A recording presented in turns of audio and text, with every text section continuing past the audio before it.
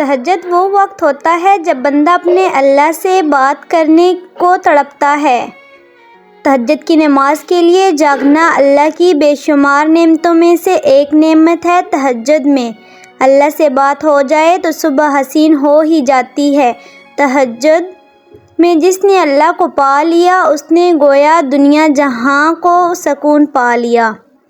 تہجد وقت ہے اللہ سے دوستی لگانے کا۔ تہجد وقت ہے اللہ سے باتیں کرنے کا۔ تہجد کا سجدہ ہوا اللہ نہ ملے، ایسا ممکن ہی نہیں۔ تہجد ایک ایسا عمل ہے جس میں بندہ اللہ سے اپنی ہر بات منوا ہی لیتا ہے۔ تہجد محبت کرنے والوں کے لیے اللہ کی طرف سے ایک ملاقات کا دعوت نامہ ہے۔ تہجد وہ لاڈلی عبادت ہے جو اپنی بات منوا کر ہی دم لیتی ہے۔ وہ دکھ جو رات بھر سونے نہیں دیتے ان کا مرہم تہجد میں موجود ہے۔ تہجد پڑھا کرو، کوئی ملے یا نہ ملے رب ضرور مل جائے گا۔ تہجد میں مانگی گئی دعا ایک ایسا تیر ہے جس کا نشانہ کبھی قطع نہیں ہوتا۔ میں نے دیکھا ہے، محسوس کیا ہے، تہجد میں اگر آپ رب سے چاند مانگو تو وہ پورا آسمان دے دیتا ہے۔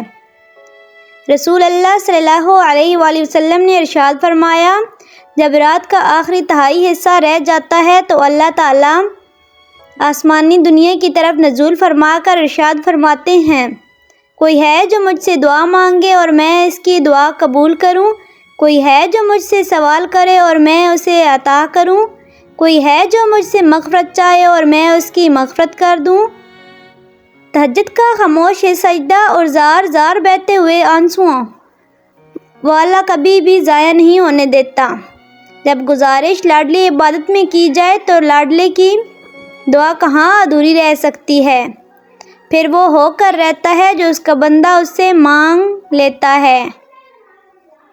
ایک درد بھری رات اللہ کے روبرو بیٹھ کر گزر جائے تو زندگی کی باقی راتیں جاگ کر گزارنی نہیں پڑتی۔ جب اختیار میں میرے تہجد کا سجدہ ہے تو میں کیوں مانگوں پھر اس دنیا سے؟ تہجد نام ہے اس سکون کا جس سے اللہ سے طویل گفتگو ہو جاتی ہے۔ تہجد میں آنکھ سے گرنے والے آنسو اکثر دعاؤں کی قبولیت کا وسیلہ بن جاتے ہیں۔ تہجد کی دعائیں جب نصیب کے روبرو آ کر کھڑی ہو جاتی ہیں تب کچھ بھی ناممکن نہیں رہتا۔ تب 400 کن کی صدائیں گونجتی رہتی ہیں۔ دعاؤں میں تاثیر آپ کی طلب سے آتی ہے اور تاخیر آپ کی بہتری کے لیے ہوتی ہے۔ دعا کی قبولیت آواز کی بلندی نہیں بلکہ دل کی تڑپ کا تقاضا کرتی ہے، کیونکہ دعا صرف الفاظ کا مجموعہ نہیں، روح کی طلب اور کیفیت کا نام ہے۔ دعا ایک ایسا خوبصورت عمل ہے جس میں مانگنے والا اپنی تمام پریشانیاں اللہ کے حوالے کر دیتا ہے اور اللہ جواب میں اپنی رحمتیں جھولی میں ڈال دیتا ہے۔